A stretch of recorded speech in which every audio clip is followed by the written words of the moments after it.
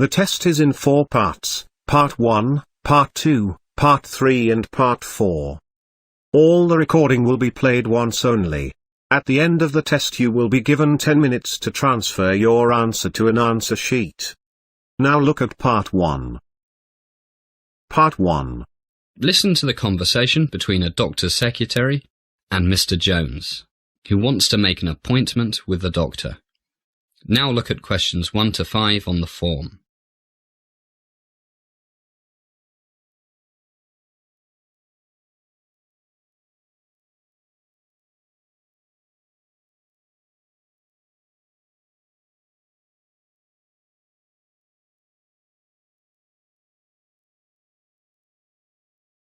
Now we shall begin.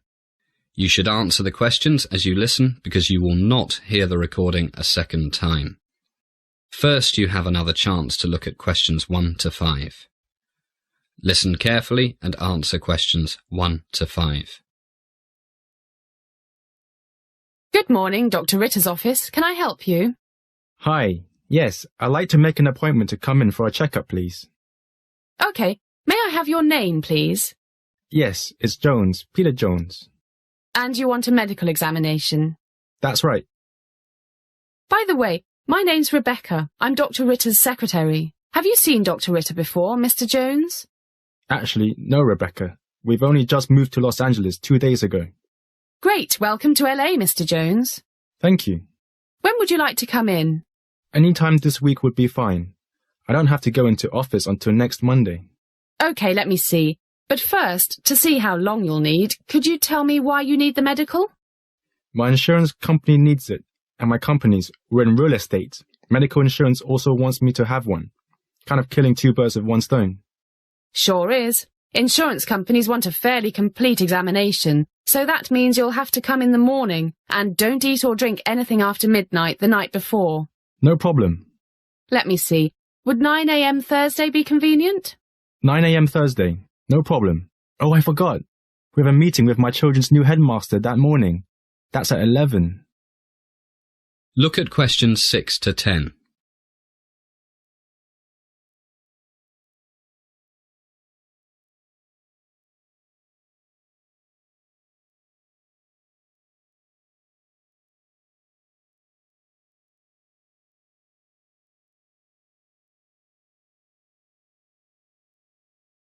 Now listen to more of the conversation between the secretary and Mr. Jones.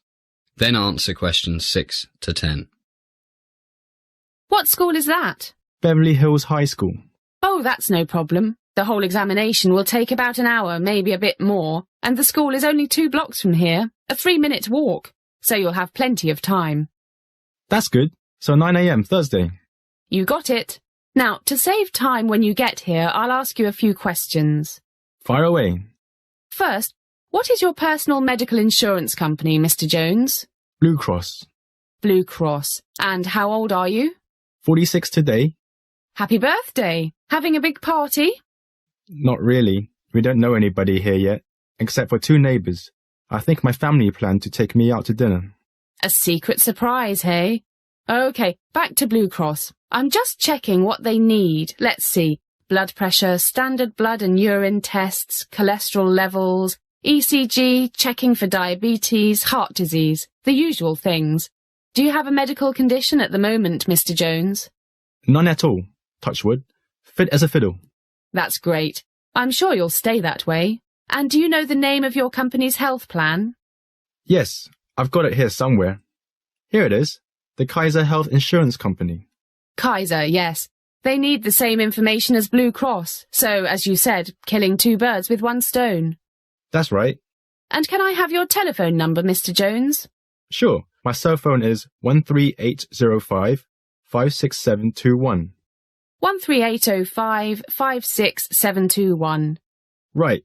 And my home number is area code 805 523 0296.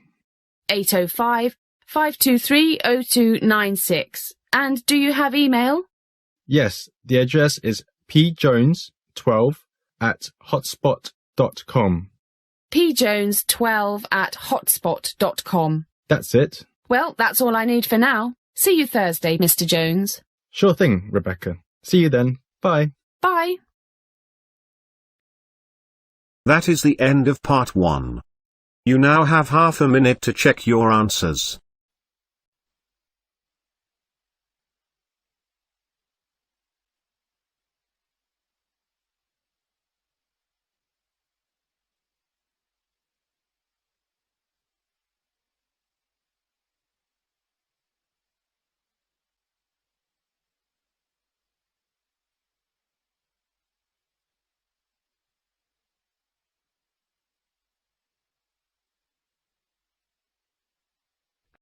Now turns to part 2.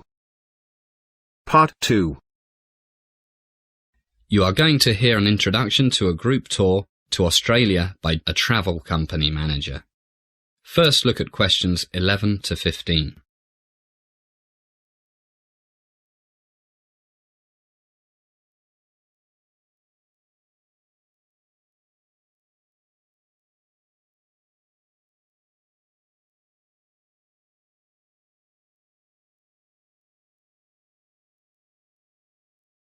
As you listen to the first part of the talk, answer questions 11 to 15. Good morning, everybody, and welcome to Morning Sun Travel. I'm Rick Smith, and I manage our group tours to Australia, New Zealand, and the South Sea Islands. It's good to see so many of you here. As you know, I'm going to introduce our latest product, the 21-day Grand Australian Tour. First of all, why did we develop this new tour? Well, our 2-week Aussie tours have proved really popular over the past few years, so after doing some market research, we found that there's a demand for a longer tour. In fact, looking around, I see some faces I recognise. You two went on our Australian tour last year, right? Great. Good to see you back again. If you think I'm exaggerating about Australia, you can interrupt me. Another thing. It's a long way from England to Australia, and many of our clients think it's a pity to go all that way for just a couple of weeks. So, our first 3-week tour will head off in early November, about 3 months from now. Now, if we dim the light a bit, I'll show you some slides of what we'll do and see down under. Our first stop will be Sydney. It's one of my favourite cities, and we'll arrive mid-morning and check into one of my favourite hotels, the 5 Seasons Hotel, Sydney. America's most popular travel magazine selected it as the best hotel in Australia. Believe me, it deserves every one of its 5 stars. It has fantastic views of Sydney Harbour, the famous Opera House and Sydney Harbour Bridge. And for those of you who were born to shop, it's just a short walk away from Sydney's major shopping and business districts. Great restaurants and bars, and for those of us who like to keep fit, there's a state-of-the-art spa and fitness centre with sauna and heated outdoor pool. We'll have lunch in the hotel, and then off we'll go to explore. No time for a rest. To get over jet lag, it's best to get out and do something energetic. Our first afternoon, we'll stroll around the harbour and visit the Sydney Opera House.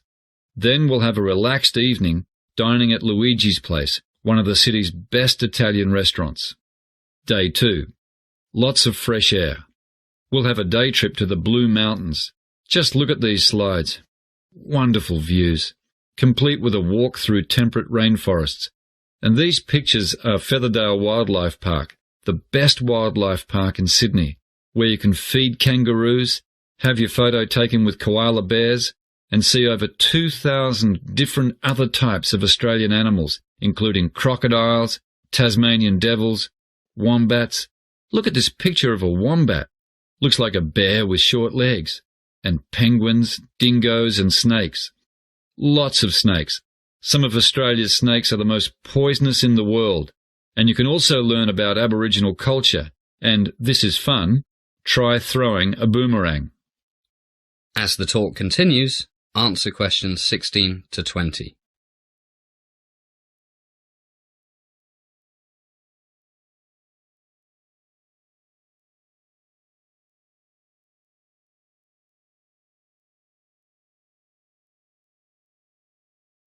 And look at these slides. Australia's Grand Canyon, the Megalong and Jamison Valleys, Incredible. On the way back, we'll get in our bus and stop at the Sydney 2000 Olympic site, where you can see Stadium Australia, the Superdome, the Aquatic Centre, the Olympic Village, and lots more. So, day 2, great day. But that's not all. After that, we'll take a cruise down the Parramatta River, under the Sydney Harbour Bridge, and into Sydney Harbour. Any questions so far? Okay, let's see what we'll be doing on day 3. Anyone flown in a seaplane? Just a few of you. Well, a visit to Sydney would not be complete without viewing the world-famous Bondi Beach from 500 feet in the air, and this is a picture of Bondi Beach. We take off from Rose Bay, which is not far from our hotel. This should be a slide of Rose Bay. Yes, it is. You can see the seaplane taking off. Then we fly down the coast to Bondi Beach. Look at that surf. Returning back up the coast, we fly over Manly and Longreef before returning to the harbour, climbing to a height of 1,000 feet for a vista of Sydney Harbour, which will take your breath away. Look at this slide. And this one. Wow! And then back to Rose Bay. Then it'll be time for lunch in Chinatown. That's a great thing about Australia. It's a country of immigrants. So in the cities you can get just about any food you like. Greek, Chinese, Mexican, you name it. And perhaps you'd like to try kangaroo meat. Very low fat. And after a big lunch, we'll go to walk it off in Luna Park. I can't begin to tell you how much there is to see and do here. We'll just run through a few slides. Picture's worth 1,000 words, as they say, to give you an idea. Hey, I see the coffee's here. It's a bit early, not to worry. Let's all grab a cup now, and then we'll move on to Melbourne, then the Great Barrier Reef, and all the other great places on the itinerary. That is the end of part 2. You now have half a minute to check your answers.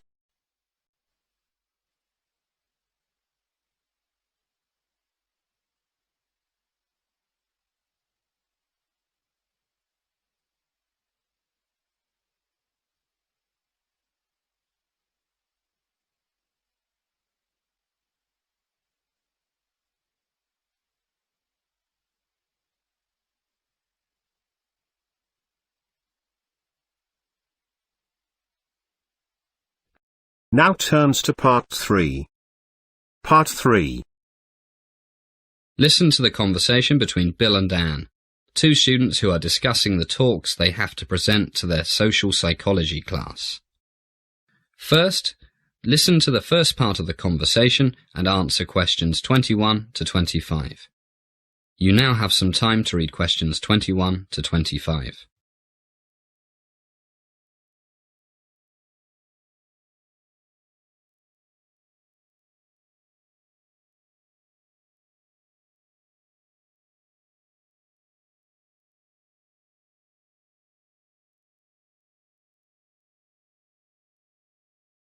Hi, Anne. How's it going? I'm going mad. I haven't even started preparing my talk for tomorrow's political science class. Me neither. I've been so busy looking after my mum. She's still ill. Yeah. The doctor says I should get someone to do all her cooking and cleaning for another week or so, but we can't afford to employ someone to help her. The neighbours are all too busy. It's not that I'm too busy with my other classes. That's really tough. I've got no excuses for not being prepared. Too much time playing computer games. How many times have I told you? I know, but at least I've got a topic. Which is? Well, it's about an experiment in Los Angeles, I think, that I read about in social studies at high school. It's about how wearing a uniform can change people's personalities. This professor got a lot of his students to agree to take part in an experiment during the summer vacation, but he wouldn't tell them anything about it. As the conversation continues, answer questions 26 to 30. You now have some time to read questions 26 to 30.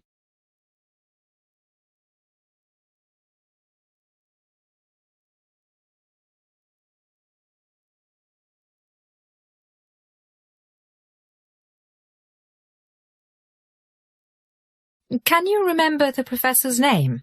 No, but I think he was from the University of California at Los Angeles. Well, at least you've got the most important thing, a topic. I haven't even got that. So, what happened in this experiment? Well, the prof got the local police to cooperate. One night, they went to about 20 students and arrested them. Poor guys didn't have a clue what for. And they didn't know it was the experiment they had volunteered for? They had no idea. And it had been weeks since they volunteered for the experiment. Anyway, the cops took them to a school building that had been made to look like the inside of a prison or a police station. Can't remember. It's not important. And what happened then? Did they get charged or something? Don't know. They must have been told something, but that's not the main thing. Which was? Well, what they didn't know was that about 8 other students were waiting at the police station, or whatever it was, dressed up as prison guards. Hey, now I think I read about that ages ago. The experiment took place in the early 70s, and the students dressed as prison guards were told to act like prison guards. I've just thought of something. Did the arrested students know the other students? I don't know. I wouldn't have thought so. No, different schools, because otherwise the ones who thought they'd been arrested might have realised it was the experiment they had signed up for. Guess you're right. But then what happened? Remember?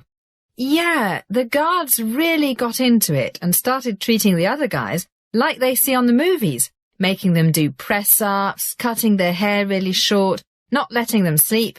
A real power trip. The poor guys were terrified. Yeah.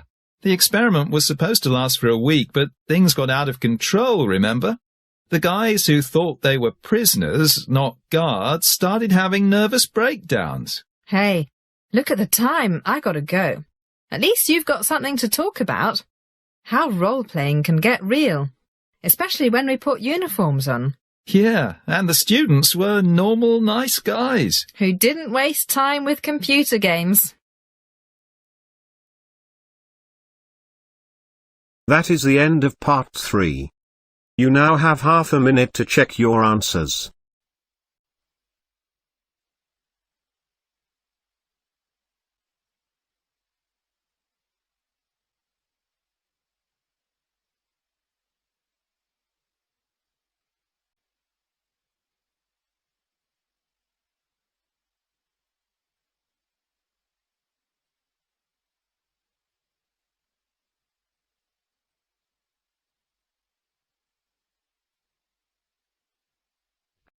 Now turns to part 4.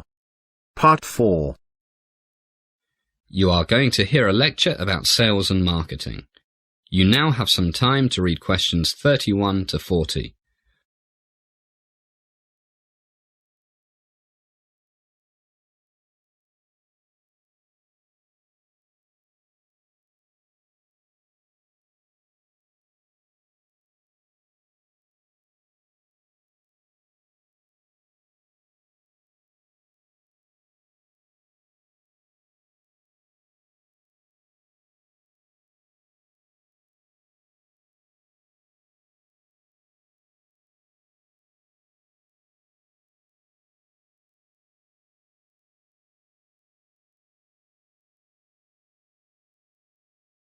Good evening, and welcome to the second class of our Sales and Marketing course. Tonight, and in the next few weeks, I'll be talking about advertising. To be specific, about different types of advertising, different types of message, all of which, of course, are supposed to make your company, or your organization, the government perhaps, more successful. Now, please note that I'm not, at this stage, going to talk about advertising media. There are various choices here: radio, newspapers, television, billboards, magazines, and, of course, the Internet. It's almost impossible to go into Google or Yahoo or whatever and not find adverts on almost every page. But we'll talk about the various choices of media later. First, I will stress one thing. Advertising can be expensive. Whether you are a small business, an NGO, or a multinational corporation. So it's very important that what you spend on advertising is money well spent, money that achieves your objectives. whatever they might be. The ads must be cost-effective. It is therefore essential to use the right type of advertising with the right message that make it effective.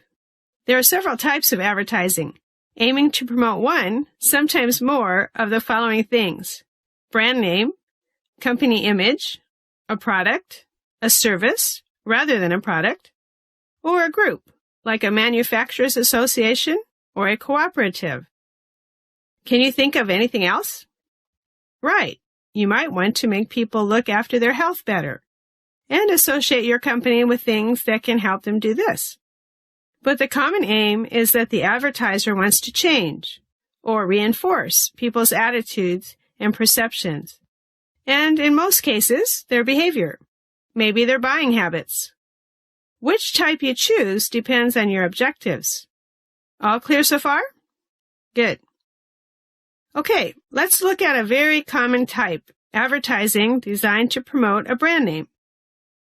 If you go out to buy many types of product, toothpaste, detergent, cheese, how many of you think of the name of the company that made it? Right, you don't usually think of Procter & Gamble when you buy the company's Tide laundry detergent, or Cascade dishwashing powder, or the Kraft Company when you buy Philadelphia cream cheese. That's right. Philadelphia cream cheese is a registered brand name. In fact, the name of the company, Kraft, is hardly noticeable on the package. The point is that these companies have successfully promoted the name of various products, and consumers buy these products primarily because they recognize the brand name and may not even know the name of the company that makes it. So, advertising to promote a brand name is designed to create and keep strong image in the customer's mind of the product, not the company. For example, would you buy Shell? You know, the big oil company. Would you buy Shell beer? It's a famous company, but probably not. Imagine. But what if Shell had bought a brewery and marketed a beer they called Granddad's Old Ale? You can bet that the word Shell Oil Company would be in the smallest print possible and would never be mentioned in Granddad's Old Ale advertising. But when you buy a can of Shell oil or some gasoline, the word Shell is big and everywhere. So, there's nothing better than a good brand name. Now, let's look at another type of advertising. Advertising that is designed to promote a company image. Imagine you've started a new company. You might want to start by getting the company name known first, before you worry about advertising your products and services. One company that did this was in San Francisco, the San Fran Video Store. The managers decided to promote the company name rather than promote the videos they rented out. They put small ads in local newspapers that simply said, San Fran Video Store, a great selection of movies. And they also had people handing out little cards with the same message on them, plus a list of the store locations. So they didn't spend a fortune on advertising. They put most of their money into making sure they had a great selection of movies. And it worked. They started with 4 stores in 1995, and now they have, at last count, 27. Now, can you think of examples of companies advertising both a product and the company name in the same advert? Come on, you must be able to think of one. What? That's right, a good example. Makers of luxury things like perfume and fashion. For example, when Chanel brings out a new perfume, the advertising message is always something like, Nightlight by Chanel. This almost immediately gives the new perfume a good reputation, because it's by Chanel, and also reinforces perception of the company name. So, the different types of advertising might not be mutually exclusive. The important thing is that the objectives must be clear, mutually supportive, and not contradictory. Another type of advertising is designed to promote a service rather than a physical product. But our time is up, so we'll leave that till next time. Good night, everybody. That is the end of part 4. You now have half a minute to check your answers.